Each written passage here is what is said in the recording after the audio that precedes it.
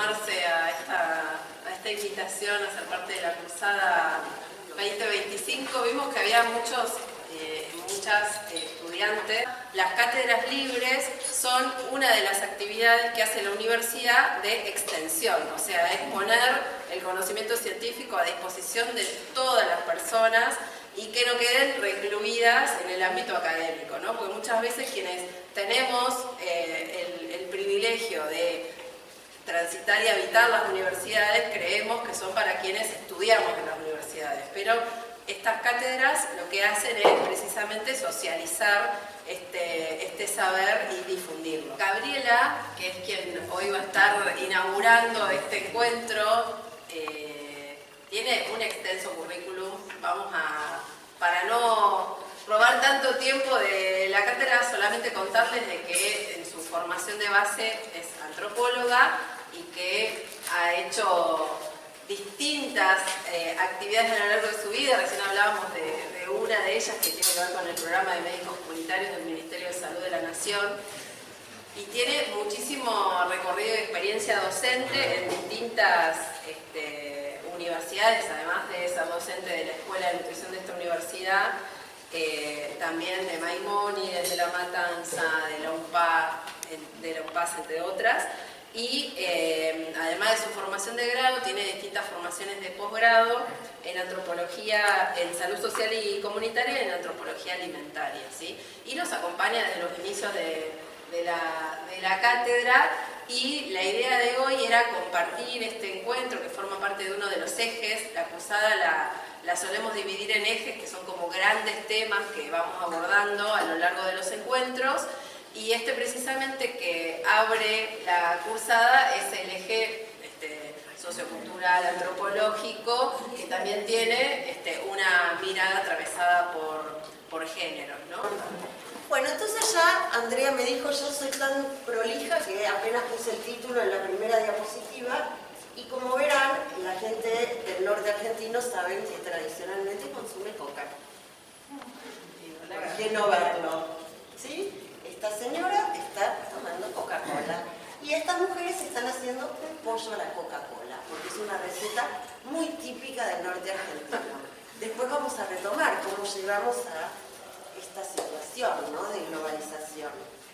Era así como para poner un tema. Cuando yo hago así, claro, para que vean por dónde voy. Entonces, cuando dijiste el norte argentino, yo pensé que ibas a referirte a la hoja de coca. Es que yo empecé con esa ironía, que consumen coca. Está claro que consumen coca, también mastican coca. Pero no sabía que tanto como nosotros. Bueno, en todos lados. A ver, hoy en día ya vamos a ver, la globalización hace que la globalización y alimentación moderna y modernizada hace que las poblaciones indígenas de nuestro país consuman ultraprocesados, consuman Coca-Cola, consuman, digamos, los pueblos, por lo menos a los que yo tuve acceso, que eran muy alejados supuestamente, estaban con encima menos saneamiento que el nuestro.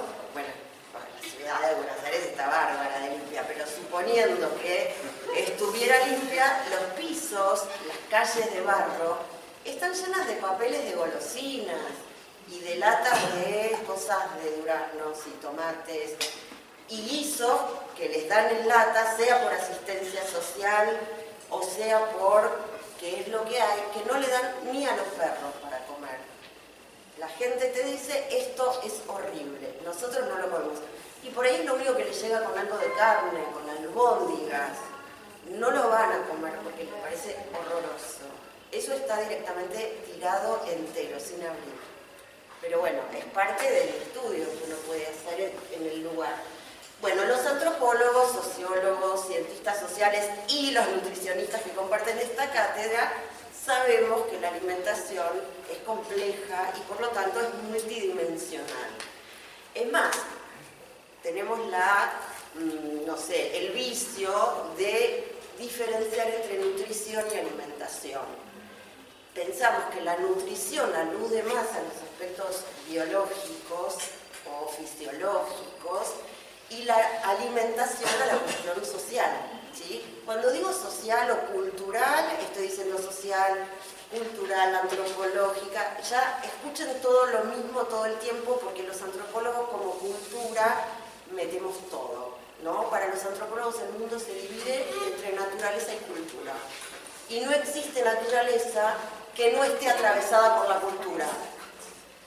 Lo vamos a ver dentro de un ratito, si se quiere, con estos ejemplos, que son algunas de las dimensiones, pero más allá de que dentro del hecho alimentario están todas estas cuestiones, pensar en el qué comemos, cuándo comemos, por qué comemos, con quién lo comemos, a dónde lo comemos, cómo lo comemos, nos muestra que todo eso son explicaciones culturales, no son explicaciones solo biológicas.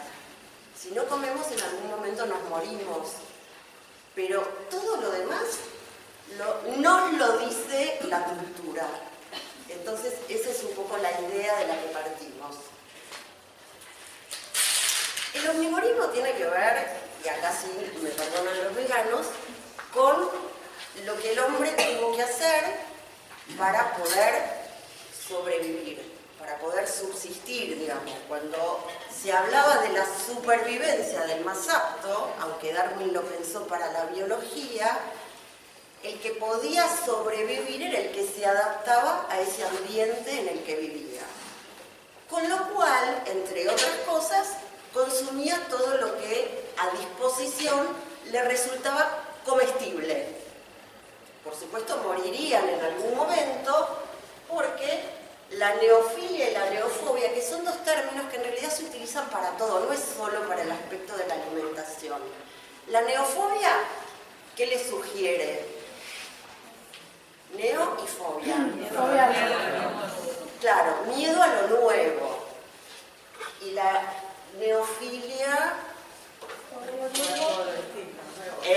Todo lo nuevo es atractivo y Claro, entonces lo que dicen los autores es que teníamos, digamos, y ahora también está potenciada, va a decir Fischler, que es un autor moderno, en la sociedad contemporánea esta paradoja de querer probar lo nuevo, que en aquel momento nos servía para subsistir, y a la vez tener temor de lo que eso nuevo nos puede provocar, porque hoy en día tenemos algunos controles bromatológicos, pero si la verdad uno levanta por el campo algún hongo que resulta venenoso, ahora bueno, también puede ir a un centro de salud, por ahí le ponen no me acuerdo cómo se llama, lo que contrarresta, pero en aquella época se morían si probaban algo que no correspondía.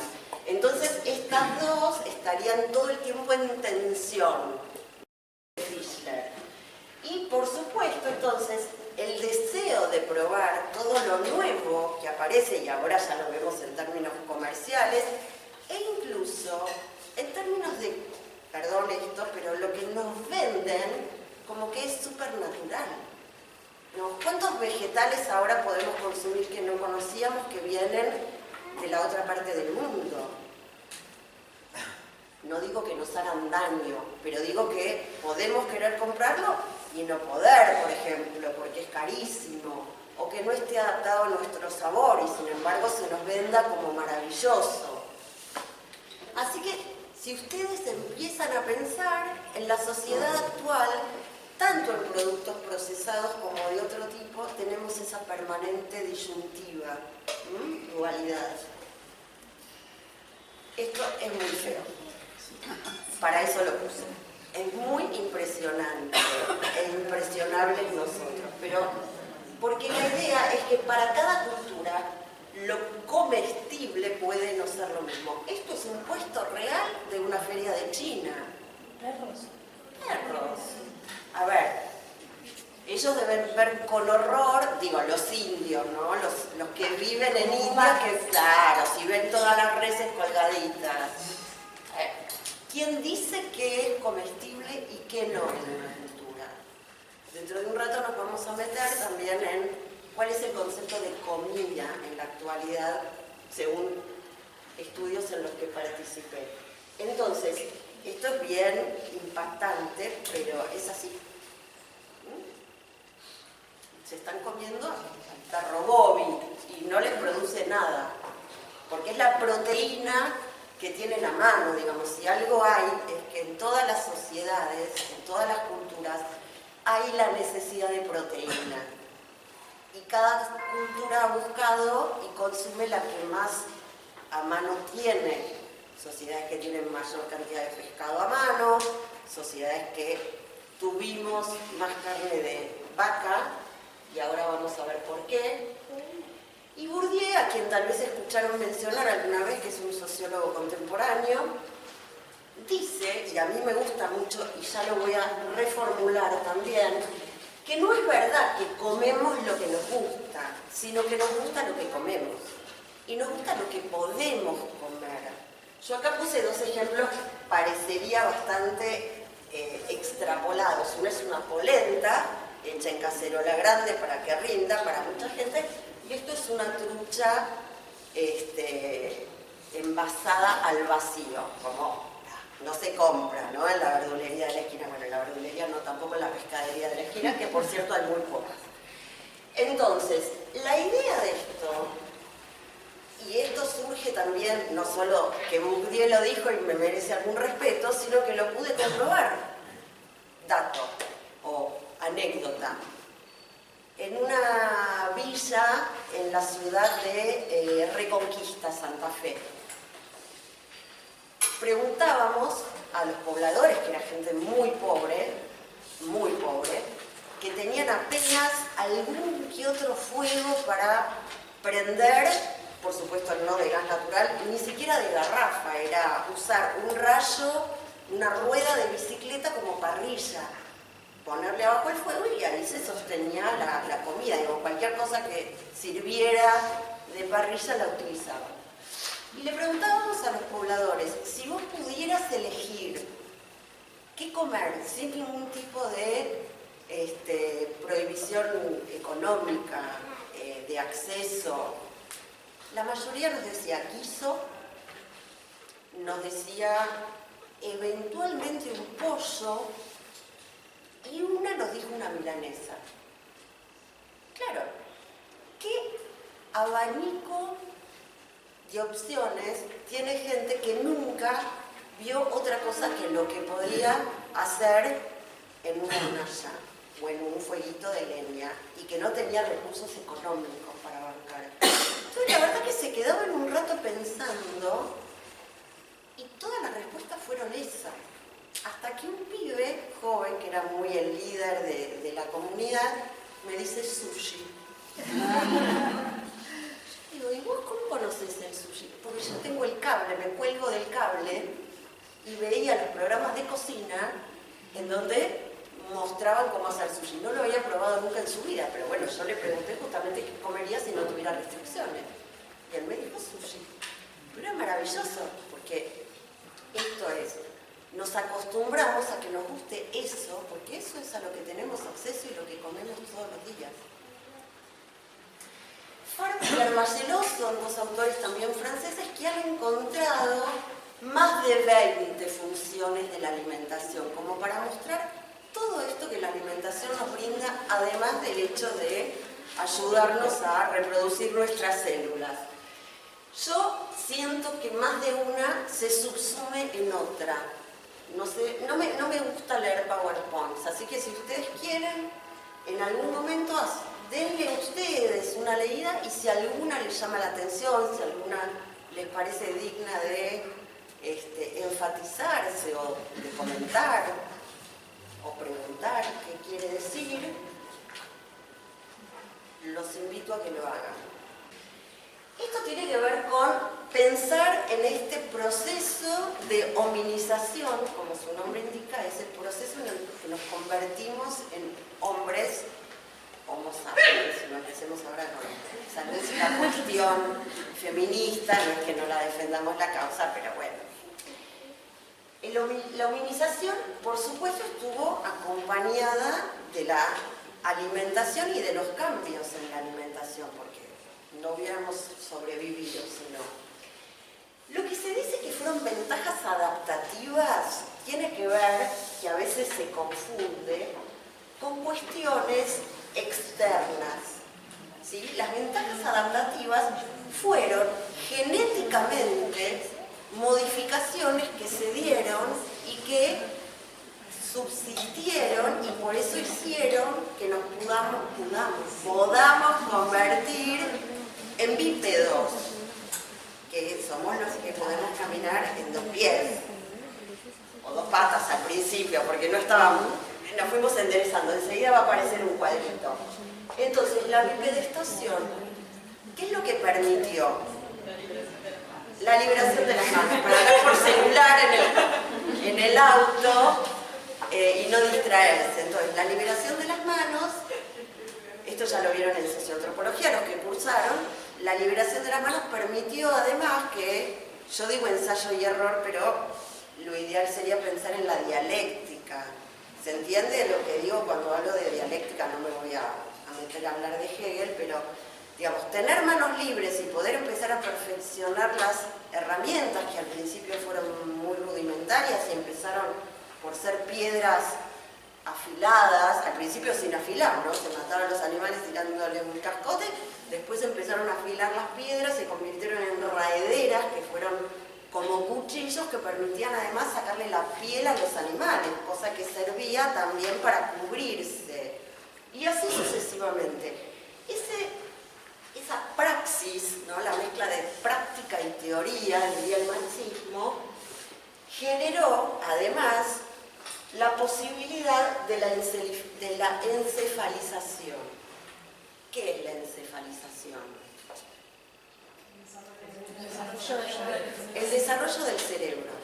Y otra vez, para ese desarrollo del cerebro hizo falta de la ingesta de proteína animal, porque era la que podía dar la cantidad de, los nutricionistas lo sabrán decir mejor que yo, como de calorías en este caso, que el cerebro, que era un órgano que era caro en cantidad de calorías, que necesitaba muchas calorías para funcionar, tuviera un aporte contundente.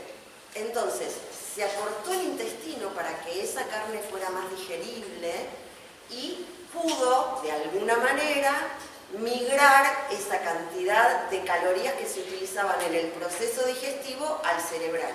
No me pregunten mucho más, pero más o menos la idea es esa. Entonces, la encefalización a su vez nos permitió en esa dialéctica ir perfeccionando más lo que ya podíamos ir haciendo, porque al tener un cerebro más grande, podíamos ir, entre comillas, razonando mejor, pónganle. A algunos se les achicó después, ¿vieron? Pero se supone... La sexualidad continua, ¿qué nos diferencia de las hembras mamíferas no humanas? Es reproductivo nada más. Tiene que ver solo con la cría de... Claro. Claro, las hembras no humanas mamíferas emanan, digamos, emiten esa... ¿cómo se llama? Feromona. Las feromonas, y los machos las perciben y pueden tener criaturas. Las mujeres podemos hacer lo que queramos en este momento. Estamos recontra independizadas, pero bueno, claramente, más allá de las ironías, la sexualidad continua nos hizo a los humanos aumentar como cría, más todas estas cuestiones que también nos dieron otras ventajas. Entonces pudimos crecer como comunidad en cantidad de individuos, si se quiere. El genotipo ahorrador tiene que ver con que en épocas de nomadismo, cuando no podíamos todavía cultivar nuestros alimentos porque no sabíamos cómo hacerlo, teníamos que vivir de la famosa caza y pesca, como se dice habitualmente, o de los vegetales que encontrábamos ya crecidos. Había épocas de escasez y épocas de abundancia.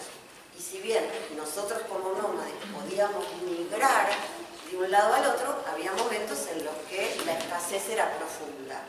cuando había abundancia, comíamos en cantidad, más de lo que hoy diríamos puede saciarnos, y ahorrábamos en nuestras células esa cantidad de energía que nos permitía ir luego aguantando cuando no teníamos.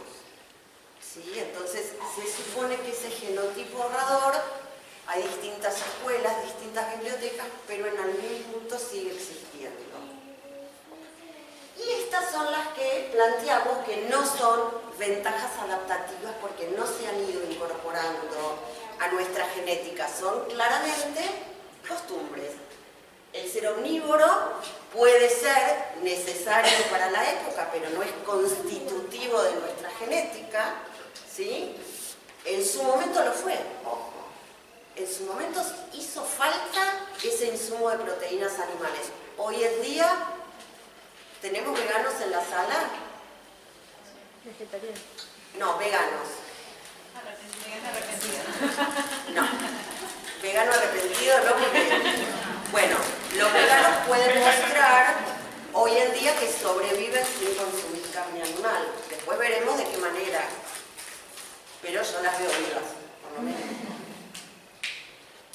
Entonces, consumíamos todo, o por lo menos tenemos todavía la capacidad de consumir todo. Vivíamos del carroñero en la época que todavía no podíamos cazar, y además hay una fantasía de que los hombres andábamos por ahí con el arco y la flecha, como nos han enseñado los dibujitos, y era más posible que fuéramos presas que predadores.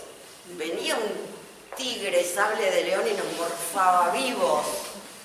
Entonces no es que vivíamos matando. El carroñero implicaba comer de esos animales que quedaban muertos porque no los había comido otro animal antes, o que esos mismos animales dejaban, ¿no? Vaya a saber. Vivíamos de la caza y la recolección. Y luego el descubrimiento y el dominio del fuego, que es interesante pensarlo porque nunca nos muestran que fueron dos momentos separados. Hubo un primer momento de descubrimiento del fuego. Piensen que si uno estaba en medio de la caída de un rayo, o lo mataba o me miraba cómo se incendiaba algo. Pero de ahí a saber cómo provocar el fuego, pasó un tiempo. Si ustedes ven la película La Guerra del Fuego, que es bastante antigua, un poco lenta y larga, los estoy entusiasmando un montón, muestra cómo entre grupos de todavía simios intermedios serían en una escala homínida. No, nos reímos de lo que acabas de hacer. Descubren, uno descubre que el otro, que la otra comunidad sabe encender el fuego y se espían y se quieren sacar la receta, digamos, etc. Pero el descubrir el fuego no implicó poder dominarlo. Lo que de verdad fue revolucionario fue poder dominar el fuego. Y esta creo que es una diapo... esta no es la que más me... Bueno, esta es divertida. Mostré dos porque no sabía con cuál quedarme, entonces dije pongo las dos. Las dos son como desastres diferentes, pero yo no sé por qué siempre estos cuadros terminan con hombres absolutamente musculosos, hegemónicos, atléticos. ¿Qué les pasa? ¿Los hombres eran todos así? Cuando nos hicimos Homo sapiens, aparte hombres, no hay mujeres, ¿eh? No hay mujeres en los cuadros de hominización, se lo tomaron bien a pecho lo de hominización. Bueno, esto es... Hay una que es peor, que termina con un señor comiendo McDonald's, claramente con un sobre de papel en la mano, y el siguiente es directamente un cerdo. Y este es creativo, no lo conocía, lo descubrí esta vez. Esta es la que me gusta, porque además de querer comerme ese culito que es divino, muestra a los hombres dominando el fuego. Y al poder dominarlo y encenderlo, después había que conservarlo porque se apagaba rápido. Mientras duraba encendido, lo que produjo es la unión de la gente alrededor del fuego. Por eso el cocinar hizo al hombre.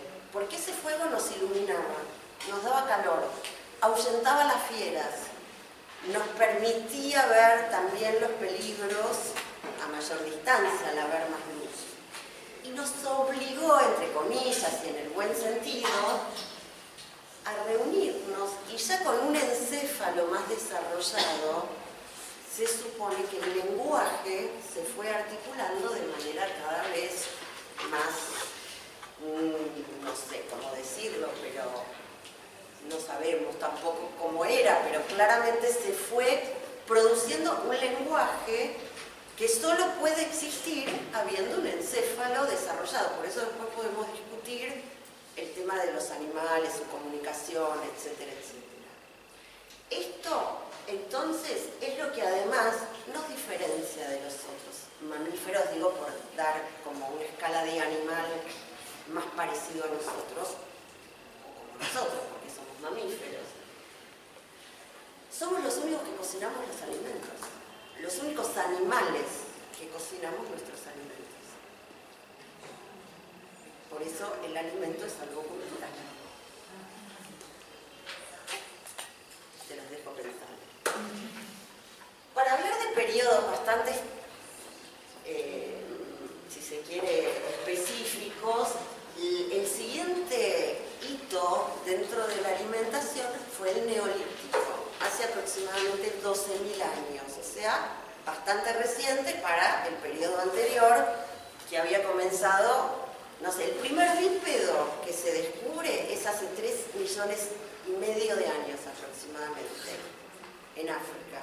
O sea que tuvimos un trecho y aquí empezamos a poder domesticar la naturaleza, a cultivar, por supuesto, ensayo y error, y después a cosechar. Lo que nos produjo también el sedentarismo, porque teníamos que quedarnos a cuidar los alimentos que cultivábamos. Entonces no nos podíamos ir lejos. Y además teníamos a mano el alimento, no teníamos que salir a buscarlo. Con el tiempo también se empezaron a atar a animales, crearon los cercos, digamos, porque se podía entonces consumir la leche de los animales porque se los tenía a mano. Eso fue dando una cantidad de desarrollo que también permitió que la población se multiplicara, porque estando en un lugar concreto, se dice que estábamos mucho más, no solo juntos, y eso daba la posibilidad de cuidar esos suelos, sino que esa posibilidad a su vez trajo aparejado el detrimento de la variabilidad. Cuando circulábamos encontrábamos mayor cantidad de variables, de variantes, de todo tipo. Cuando nos quedamos sabíamos cultivar algunas cosas. Eso produjo también cierta fragilidad en la población, porque además una de las primeras cosas que se domesticó fueron los cereales. Y los cereales, como ustedes saben o sabrán, o se van a enterar ahora, son hidratos de carbono que pueden dar saciedad, pero no son demasiado o no completos, nutritivamente hablando. Entonces, hubo territorios que consumían básicamente lo que se llamó el stable food, que era como la comida principal y un complemento al lado, y la comida principal solían ser los cereales. Con lo cual, si ustedes recuerdan alguna imagen, yo ahora no puse, la verdad me olvidé, de las Venus neolíticas, ¿vieron alguna vez? Sí. Bueno, que son ánforas directamente, con unas carnes así. Bueno, carnes por cereales, me valga la paradoja, pero se supone que fue una época de mucho engorde. Las poblaciones se engordaron respecto de lo que venían consumiendo, porque estaban más quietos, y eso que no se quedaban delante de la computadora todo el día, estaban quietos en un lugar, pero consumían muchos hidratos de carbono. Y surgen muchas nuevas enfermedades por esta cercanía, por este quedarse viviendo todos juntos, mayores contagios, cercanía a ríos que ya se empezaban a contaminar, porque como la población no iba de un lado al otro, estábamos en un territorio más acotado. Algunas desventajas. Ahora vamos a ver todas las demás, porque hay más. Alimentación moderna. ¿A dónde dirían ustedes que es esto? Coto. En el Coto. ¿Quién da más lugares? ¿Eh? Exactamente. Yo se las hice así sofisticada porque yo no tengo los anteojos, así que si ustedes se acercan van a ver que hay escrito en árabe, francés, inglés, digamos, a propósito me divirtió esto de que fuera una mezcla y nadie lo adivina nunca. Esto es Marruecos. Una góndola de Marruecos. Podría ser, como bien dice Perla, en cualquier parte del mundo, porque por suerte Kellogg's está en todas partes. Sigamos. Lo que decimos es que con la alimentación moderna sobreviene la gastroanomia, para jugar con el término de gastronomía. ¿Y qué es la gastroanomia? Ustedes que saben de etimología. ¿Qué es la anomia? La falta de normas. Por más que digan que tenemos muchas normas a la hora de comer, la verdad es que la alimentación moderna ha desbaratado todo por una cantidad de cosas, ¿no? Desde lo que otra vez Fischler llama la gramática culinaria, como que eso que organizaba esta serie de normas que organizaban nuestros consumos se desvanecen, se deshacen. Va a haber nuevas igual. Yo no creo en la aculturación como término. No me gusta, no es que no creo, me parece que no define nada, porque decir que no hay cultura o decir que no hay reglas, no es cierto. En todo caso hay nuevas reglas y diferentes, quizás más difíciles de identificar, de estandarizar, de describir, ¿no? Entonces tal vez ya no hacemos 4 comidas diarias pensando en Occidente, porque sabemos que hay lugares en donde no se comen 4 comidas diarias, o 6 si lo siguen a colmillos y hacen las colaciones. Y las comidas principales se desplazan en algún momento a un picoteo constante, porque la familia, entendida como la occidental y cristiana, que se sienta a comer en la mesa y se cuenta lo que hicieron durante el día, ya no existe, ¿no? Aunque no se vea televisión como antes, esa fantasía de que, ay, ¿qué hiciste hoy? ¿Cómo te fue en la escuela y en el trabajo? Y todos charlábamos de nuestro día maravilloso, no está más. Cada uno come a la hora que puede, cuando llega, se calienta rápido o no, etcétera, etcétera.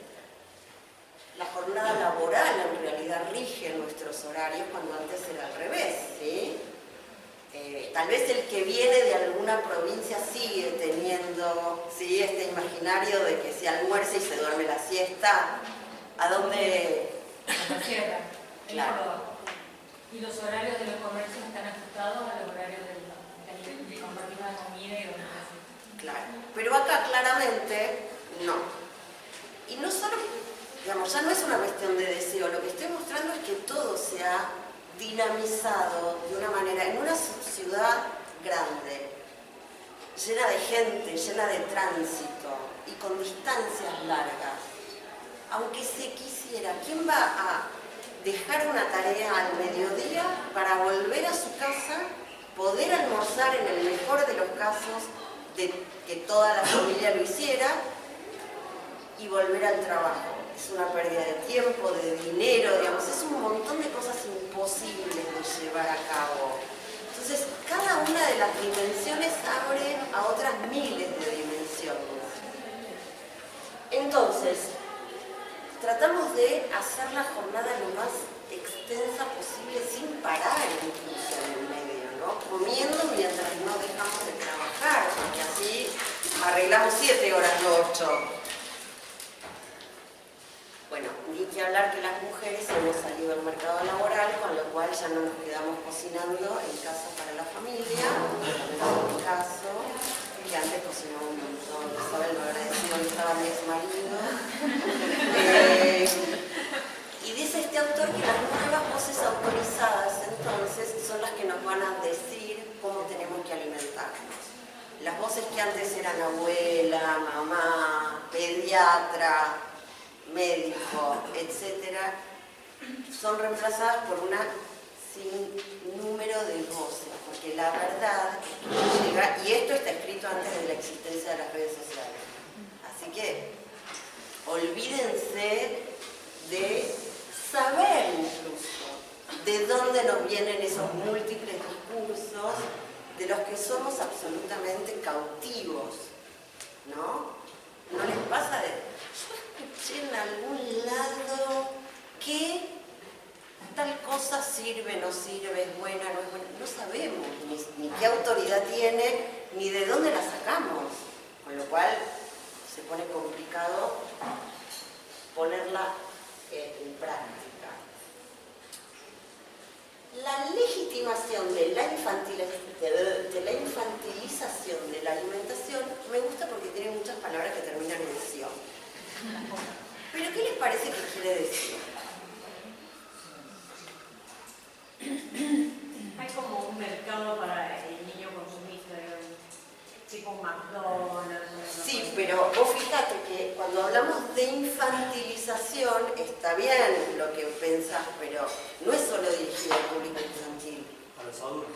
Exactamente, los adultos. ¿Se acuerdan cuando, bueno, no sé, ustedes son muy jóvenes, cuando yo era chica, cuando yo era joven, iba a la casa de amigos a comer y había una picada de primer plato?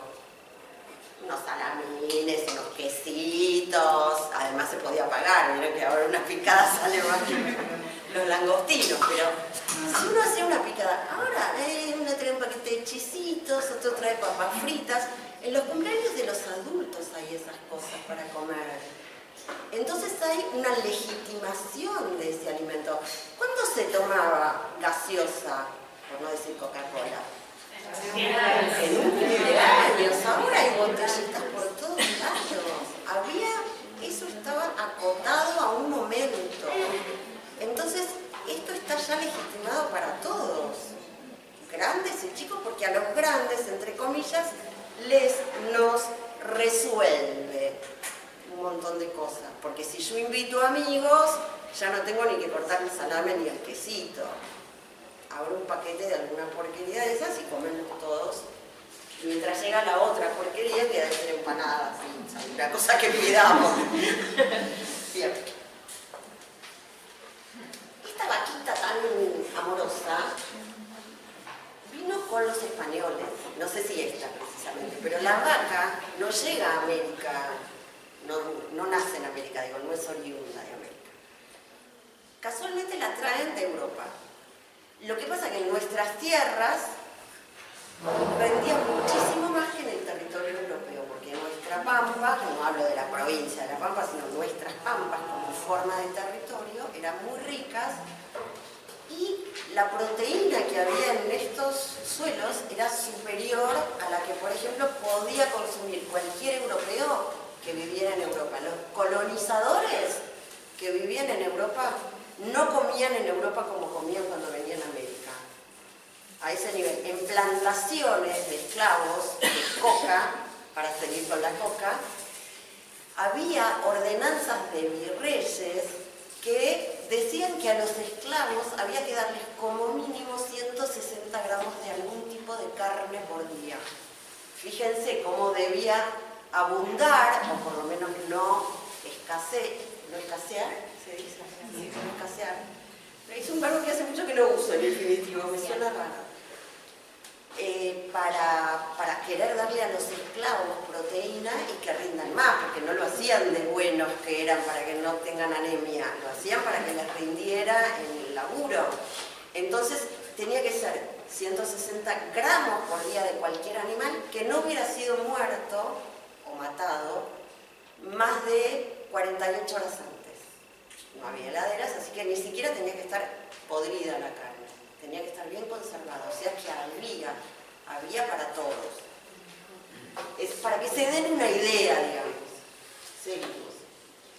Y esto que a mí me divierte contar, que tiene que ver con esta comida moderna, es que las cocinas, no sé si alguien tiene la dicha de vivir o de haberse mudado solo a un ambiente, monoambiente, que queda re cool decirlo, pero a veces es chiquito, no es un loft, ¿no? Cuando empiezan a buscar, se enteran que no hay cocina. La cocina es una especie de kitchenette en el mejor de los casos, que se oculta en dos puertas, ¿no? Vos abrís el placar y tenés, con suerte, una nafe, una heladerita que me han llegado a contar que se cuelga directamente. Y bueno, claramente eso, más lo que tenés que laburar para pagar el alquiler, más los ultraprocesados que te facilitan la vida, hace que vayamos cambiando el mismo y propio concepto de lo que es la comida. Porque la gente, cuando se le pregunta, y eso tiene que ver también con un estudio multicéntrico que hemos hecho hace 10 años, va a ser más o menos, pero que sigue teniendo vigencia, si bien consume estos ultraprocesados, defiende la comida casera. Entonces, yo le puse graciosamente que cambió el índice de caseritud. Porque cuando se le pregunta a la gente qué es la comida casera para vos, la gente te dice, y bueno, yo hago un arrollado casero. Ajá, ¿cómo lo haces? Bueno, compro el pionono, compro una lata de atún, mayonesa, hago un par de huevos duros y hago un arrollado casero. Y te lo dicen de verdad, ¿eh? No, los que yo te digo, no. Y me hago cargo, no digo que es casero. Pero la gente tiene esa idea, como que lo casero es aquello que se hace en el ámbito de la casa. Entonces, si vos te tomás el trabajo... yo cocino en casa el fideo con manteca, claro. No, yo sé cocinar, me dicen. Claro, bueno, pero esto que ahora aparte vienen doy packs con 3, 4 gustos, a pizza, a boloñesa, no sé qué, a no sé cuánto, la gente lo pone arriba y es una fideo con tuco. Ese fideo con tuco te dicen. Pero la gente lo cree. Digo, no es que, no, te contesto lo que vos querés escuchar. Entonces, digo, cambió lo que sentimos que es la comida, lo que significamos por comida. Y la comida en general igual alude a lo cocido. Como que vos le preguntas, ¿qué almorzaste? Comí un sándwich, no comí comida, ¿no? Como que hay algo que todavía nos sigue haciendo ruido. Dentro de 10 años no, ya va a ser todo lo mismo. De hecho, yo ayer, por ejemplo, fui a la Universidad Nacional de José Cepaz, donde doy clases todo el día, y al mediodía me senté en el comedor estudiantil. Lo que hay que valorar esto, no les puedo explicar, porque claro, era un gran kiosco y había alguna que otra ensalada, alguna que otra tarta, pero lo que se comía eran sándwiches, bizcochos, bebidas gaseosas, jugos que son sanísimos. Vieron que el jugo, no les quiero decir la marca, es mucho más sano que otra cosa, porque es jugo, y así sucesivamente. Entonces, sí, yo digo, permanece algo del imaginario, pero si no te lo cuestionás, si no nos lo cuestionamos, estamos fritos, porque nos va invadiendo todo eso. Porque además, a ver, yo me senté a comer una tarta con una ensalada de frutas, y cuando le pregunto a la chica que atiende si tiene mucho azúcar, me dice, y no te voy a mentir, tiene el azúcar del jugo. Lo que del jugo de la fruta, no lo del jugo que le agregamos. Del jugo en polvo le agregamos para darle sabor. Y yo, honestamente, no es por decirles que por ser docente universitaria tengo un montón de plata, gasté como 10.000 pesos. Pero yo voy una vez cada semana. Los estudiantes que estaban al lado, si gastan 10 lucas por día y van 3 veces por semana, ya está. O sea que tampoco pueden comer sano, si se puede decir sano lo que yo camino, ¿no? Y entonces, avanzando un poco más, yo empiezo a notar lo que denomino gourmetización de la alimentación. También hay una especie de regodeo de de lo que es los platos que pueden ser simples. Esto es una polenta, pero si la hace, no sé, Narda Lépez, la cobra cuánto. No sé, no fui a comer al restaurante Narda, pero te la cobra. Y es una polenta, con carne decoradita, todo bonito. Bueno, yo no sé si, insisto, acá hay gente joven y gente no tan joven. ¿Alguno escuchó hablar de Francis Mallmann? Sí. Bueno, fue el introductor de la cocina francesa en Argentina. El señor desde hace mucho tiene restaurantes que tienen mucho éxito. Había abierto uno, me acuerdo, en Figueroa Alcorta, perdón, Salguero y Figueroa Alcorta, en la cuadra de, no sé si ubican Alcorta, el Paseo Alcorta, pero de esto les hablo hace 30 años, yo había nacido pero poquito, 40, no puedo calcular, me acuerdo que había puesto un pizarrón y decía polenta con osobuco y salía como si yo les dijera ahora 40.000 pesos. Era polenta con osobuco. A ver, en el bodegón de la esquina me lo cobran 10. Pero Mallmann podía. Ahora es el plato gourmet, donde vas a un lugar caro, el osobuco te lo preparan de una manera que lo pagas una fortuna. Exactamente. Por eso quise mostrar esto que es Y una antes polenta. de los pobres, por decirlo de alguna manera. Por eso hablo de una gourmetización, porque hay como un regodeo de cómo te puedo mostrar las cosas de manera que terminan no siendo accesibles tampoco, porque si un plato de polenta, hoy día nadie, hay gente que no puede ni eso, pero como que esto es obsceno. Bien, sistema alimentario insostenible en medio de una crisis civilizatoria que creo no tengo que explicar, ¿no? Porque acá estamos hablando de alimentación, hay guerras, es un mundo horrible que nos rodea. Seguimos. Esto también tiene que ver con lo que nos venden en forma de producto, porque la comida claramente es hoy en día, o los alimentos, una mercancía más. Y me parece que una pseudo-night y esta cabeza llena de hamburguesas da un poco la gráfica de eso, ¿no? Cómo el alimento ha pasado a ser una mercancía.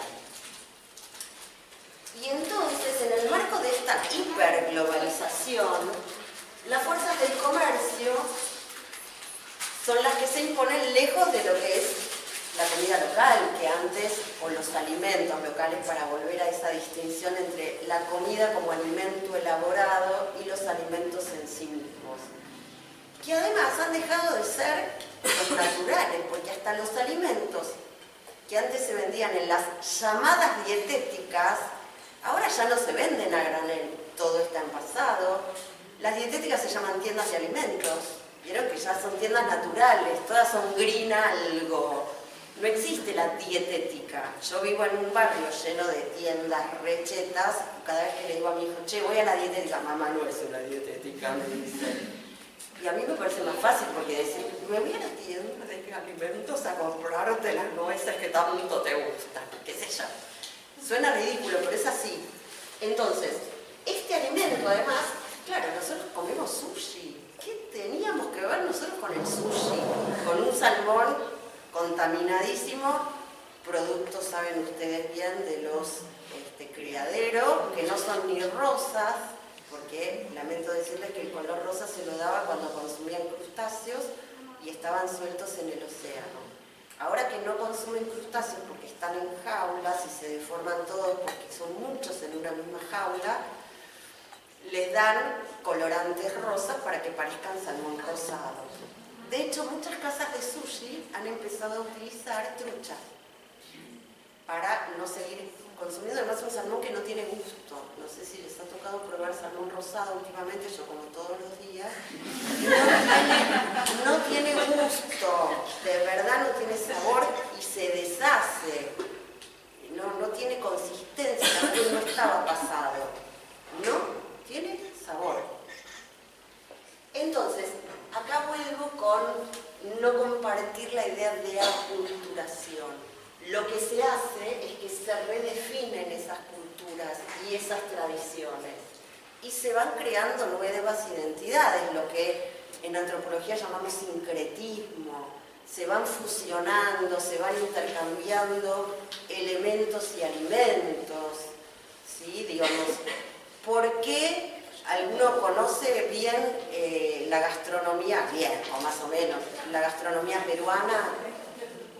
¿Por qué se fusiona tanto la gastronomía peruana y la japonesa, por ejemplo?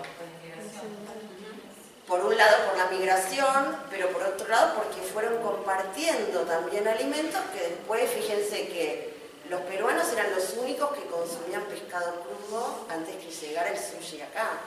¿Y qué decía la gente cuando se encontraba con eso? Antes del sushi. ¿Cómo voy a comer pescado crudo? A ver si está contaminado. Claro, el sushi no. Pero el pescado crudo peruano puede ser, que ahora se me fue la palabra. El ceviche. Ceviche. Con limón. Que es mucho más rico. Mucho más rico, menos Estamos tocado. mucho más rico. El ceviche que el sushi, pero bueno, eso es una idea mía. Y más barato de comer en un lugar peruano que tampoco se haya gourmetizado, porque encima ahora vas a comer comida peruana, en el abasto era baratísima y ahora te sale una fortuna. O sea, antes dije que estábamos fritos, ahora digo que estamos en el horno. Puedo usar metáforas alimentarias para todo, porque si se ponen a pensar, que además es algo que en una época hice, fue recopilar un montón de refranes y de usos cotidianos que tenían que ver con la alimentación. Después, si quieren, nos charlamos.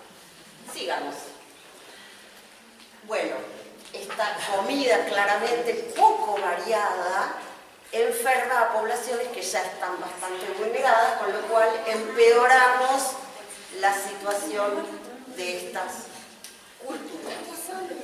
Y yo doy vuelta al refrán que habitualmente se dice: como somos lo que comemos. También me lo han robado así, dado vuelta, pero juro que yo lo imaginé sola. ¿Por qué comemos lo que somos? ¿Y les parece que yo pude haber cambiado esto? Además de porque soy así. Porque somos consumidores. Sí, pero además porque podemos consumir aquello que somos según el contexto en el que estamos. Entonces yo creo que es al revés. Comemos lo que somos, comemos lo que podemos comprar, comemos lo que conocemos, como les conté en la anécdota anterior, comemos lo que nos dan, comemos lo que hay a nuestro alrededor. Entonces en realidad comemos según nuestra ideología, ¿o no? Lo que no consideramos comida no lo vamos a comer, no nos vamos a comer un perro en esta parte del planeta. ¿O sí? Vamos a ver, dentro de unos años. Ya gato, ya comida. Claro, si sigue la malaria, vamos a ver. Bien, esto es lo que cuento nada más. No es gran cosa, pero a mí me gusta.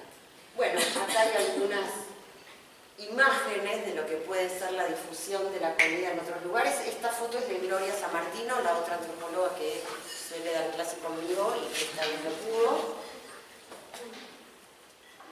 Y acá hago una introducción al siguiente tema, que es que a partir de esta globalización y esta industrialización en el área de los alimentos, también, por supuesto, como en todas las industrias a partir de los años 60, 70 del siglo pasado, que parece un montón, pero nada, hace poco tiempo hay fusiones muy grandes entre empresas, tanto farmacéuticas como alimentarias. Incluso hay empresas que se dedican a las dos actividades, digamos, desde tirar agrotóxicos en el campo hasta después vender los granos o fabricar cosas con helios. Bueno, granos no, en este caso porotos, si es de soja.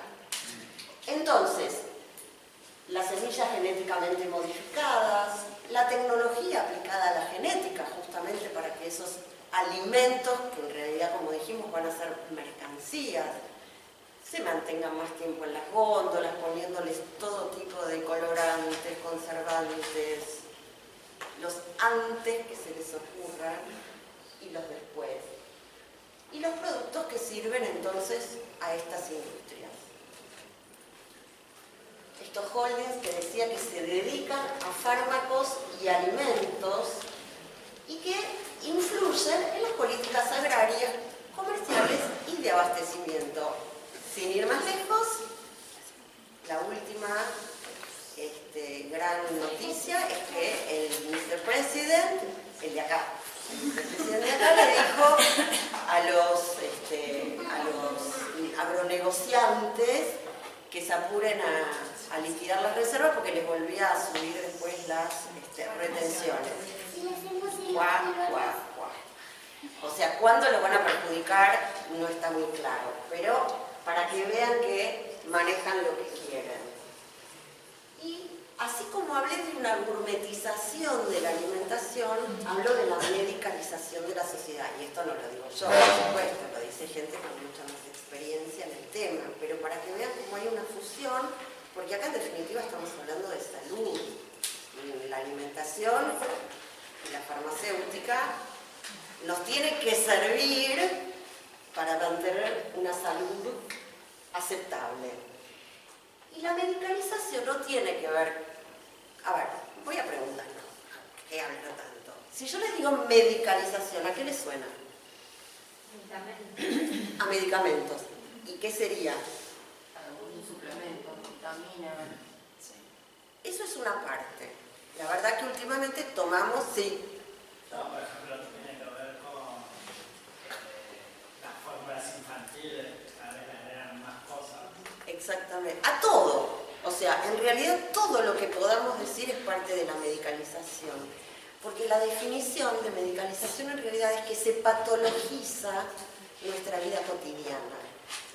Se patologiza nuestra vida y pasa a ser enfermedad aquello que no lo era. Y pasan a venderse alimentos y medicamentos para suplir o curar eso que se empieza a considerar enfermedad. Entonces, la industria nos inventa la enfermedad, nos hace creer que hay un montón de cosas que son enfermedades. Y después nos venden los remedios para curarlas. O sea, te la compro y te la vendo, se llama. Pasa lo mismo en la industria alimenticia de los animales, que tanto, digamos, posición tiene ahora. Normalmente los perros tienen problemas renales por la alimentación. Entonces viene el alimento médico, que se llama renal, y la única diferencia es que le agregan sal. La sal permite la explosión en los riñones, entonces se orinan más y se bueno, ya está curado porque el alimento renal. Solamente le pusieron sal. Mira. La bolsa vale 3 centavos. Obvio. Mira, esa no la sabía porque no tengo... Ahora vieron que no se llaman mascotas, son animales de compañía. Así que no tengo animales de compañía. Se hacen compañía en la vida diaria. No, pero digo como que hasta el nombre parece importante y la verdad que lo que importa es otra cosa en esa relación. Y sí, o le venden comida vegana a los animales de gente vegana porque... También tendrá que ver, por ejemplo, con que como animales, ¿no? La cantidad de hormonas y de antibióticos que le dan los animales antes de llevarlos a la venta, digamos. Sí, absolutamente. Bueno, lo que pasa es que por eso hasta ahora, por ahí se exploraba más el tema de los agregados a los alimentos. Pero lo que no nos damos cuenta es que nos van patologizando el resto de la vida que se supone se soluciona con más medicamentos. También es patologizante que uno vaya al médico y te haga un listado así de estudios para hacerte. Porque uno sale aparte contento. Ay, me atendió re bien, me dio para hacer toda esta lista de estudios. Y si no te da nada, dices, ay, qué médico, ay, no me dio nada, ni un control, mirá, me tomó la presión. Viste que ahora los médicos no te tocan, no te hablan, no te nada. Bajan la vista y te hacen las órdenes nada más. Entonces, me parece que es interesante poder cuestionarse esto.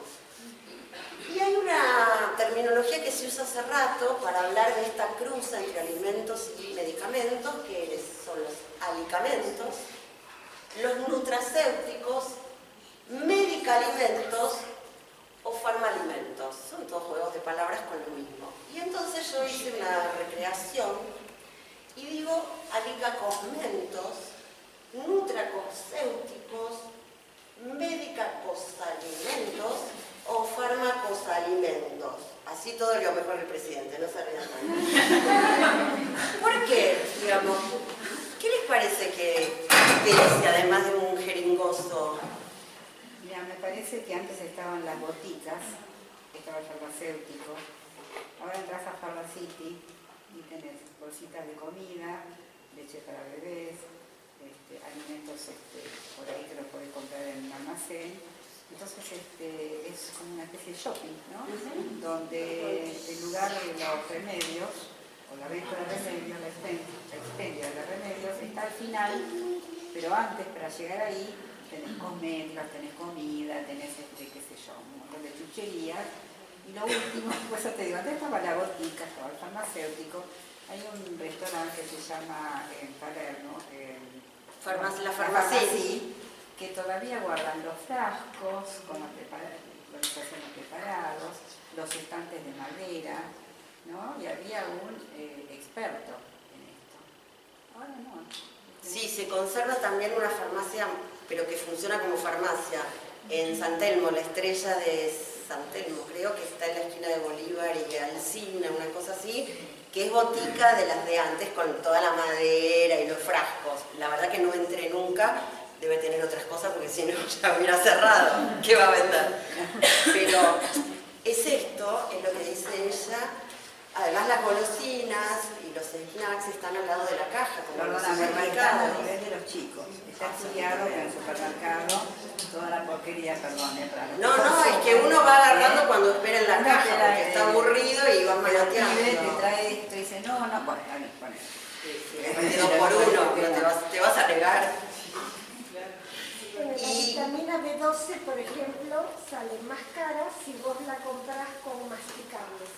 Ah, bueno, ese es un tema, ¿no? Yo no lo quería introducir porque vieron que a mí no me gusta provocar, pero la vitamina B12 ustedes vieron que la consumen los veganos porque les falta esa suplementación. ¿Las chicas que dijeron ser veganas la consumen? No. ¿Sí, no? Ok. La mayoría de los veganos la consumen.